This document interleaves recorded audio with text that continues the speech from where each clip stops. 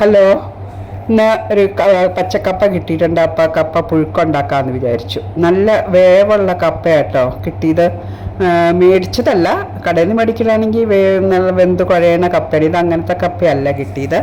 അപ്പോൾ നന്നായിട്ട് നുറുക്കി അടുപ്പത്ത് വെച്ച് കുറേ നേരം വേവിച്ചു.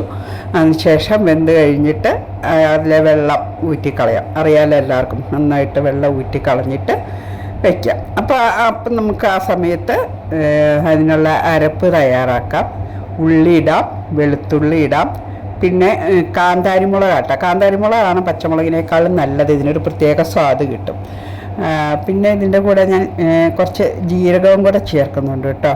അപ്പോൾ ഇതെല്ലാം ഇട്ടിട്ട് ജീരകവും ചേർത്തിട്ട് ഇതൊന്ന് ചതച്ചിട്ടാണ് പിന്നെയാണ് ഞാൻ തേങ്ങ ഇടുക. പിന്നെ കറിവേപ്പിലയും തേങ്ങ ഇട്ടിട്ട് എല്ലാം കൂടെ ഒന്ന് അരയണ്ട, അറിയാമല്ലോ എല്ലാവർക്കും. ഒന്ന് തോരനൊക്കെ പോലെ ഒന്ന് ഒതുക്കി കൊണ്ടുവന്നാൽ മതി. നമ്മുടെ വെന്ത കപ്പയിലേക്ക് കുറച്ച് മഞ്ഞൾപ്പൊടി ഇട്ടു, പിന്നെ ആവശ്യത്തിന് ഉപ്പും ഇട്ട് നന്നായി ഇളക്കി നമ്മുടെ അരപ്പുണ്ടല്ലോ, തേങ്ങയും ജീരകവും ഉള്ളി വെളുത്തുള്ളി മുളകും ഒക്കെ കൂടെ ചതച്ചത്, ആ തേങ്ങയും കൂടെ ചേർത്ത് നന്നായിട്ട് മിക്സ് ചെയ്യുക. അപ്പോൾ ഞാൻ പറഞ്ഞല്ലോ ഇത് വേവാത്ത കപ്പയാന്ന്.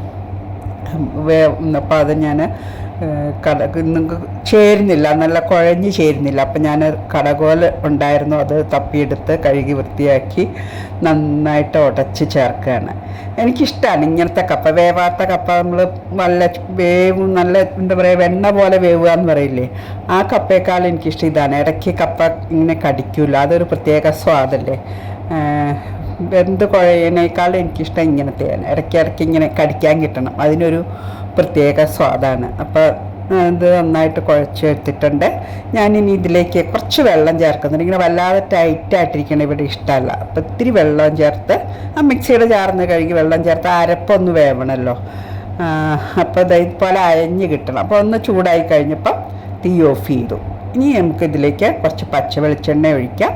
പിന്നെ പച്ചക്കറിവേപ്പില ഇട്ട് നന്നായി മിക്സ് ചെയ്ത് തട്ടിപ്പൊത്തി വയ്ക്കാം. അപ്പം നമ്മുടെ കപ്പ റെഡി ആയിട്ടുണ്ട്. ഇനി ഞാൻ കഴിക്കണത് എങ്ങനെയാണെന്നറിയോ? ചിക്കനുണ്ട്, മീനില്ല, ചിക്കനാണുള്ളത്.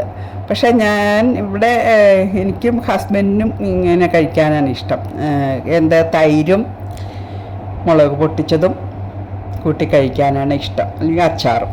അപ്പോൾ ഞാൻ ആദ്യം കുറച്ച് തൈരും പിന്നെ കാന്താരി മുളക് കേട്ടോ, കുറച്ച് അച്ചാറെടുത്തു, പിന്നെ കുറച്ച് കാന്താരി മുളകും ഉള്ളിയും കൂടെ പൊട്ടിച്ച് വെളിച്ചെണ്ണയൊക്കെ ഒഴിച്ച് പൊട്ടിച്ചതുണ്ട്, അതും കൂടെ ചേർത്ത് ഈ തൈരും ഈ മുളക് പൊട്ടിച്ചതും കൂടെ ചേർത്ത് കപ്പയുടെ കൂടി കുഴച്ച് കഴിക്കാൻ നല്ല ടേസ്റ്റാണ് കേട്ടോ. അത് കഴിഞ്ഞിട്ട് നമുക്ക് ചിക്കൻ കൂട്ടി കഴിക്കാം. ഓക്കെ.